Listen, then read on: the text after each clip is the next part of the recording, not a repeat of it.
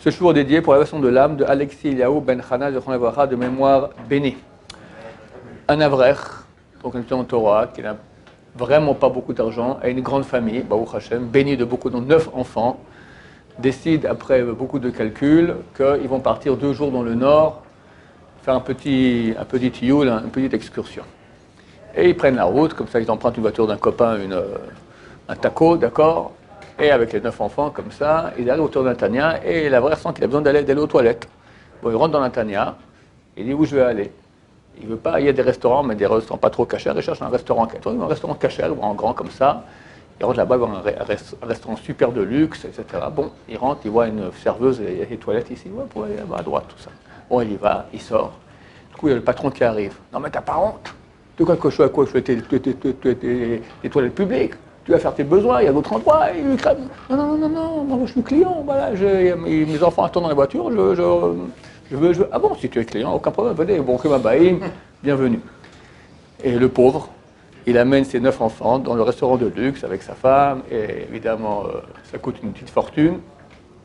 Et à la fin, tout à coup, le patron vient avec un grand gâteau, avec des feux d'artifice comme ça. Je dis, mais je n'ai pas commandé ça.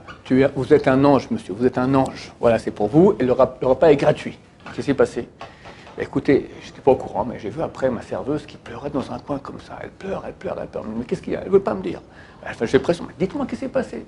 Elle me raconte tout. Elle me raconte qu'en fait, vous êtes rentré pour les toilettes et que maintenant, elles se sont coupables à cause, elle a compris. Que, voilà, on voit comment vous êtes habillé, vous n'avez pas les moyens de payer un repas de luxe ici dans un restaurant comme le nôtre. Elle a compris qu'elle a fait ça uniquement pour pas que je sois mal à l'aise, pour pas qu'il y ait du Chilul Hashem.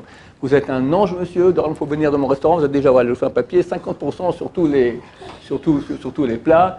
Extraordinaire, vraiment fantastique. Vous n'êtes pas un être humain. Regardez à quoi ressemble un ange. Et l'Avrech, il a raconté que quand il a eu cette épreuve que le type humain a écrit dessus, il dit comment aurait fait mon Rav? Son Rav, c'était un grand sadique, Abraham Genichovski. Il s'est dit, il aurait fait un truc pareil. Il a pensé, tac, il a fait la même chose. Alors évidemment, nous ne sommes pas au niveau. Moi, le type serait venu, il m'a dit, mais écoutez, je m'excuse. Enfin, elle m'a dit. Il aurait pu dire, elle m'a dit. Il ne voulait pas la mettre mal à l'aise. C'était une serveuse, machin, tout ça. La puissance de la sensibilité à l'autre.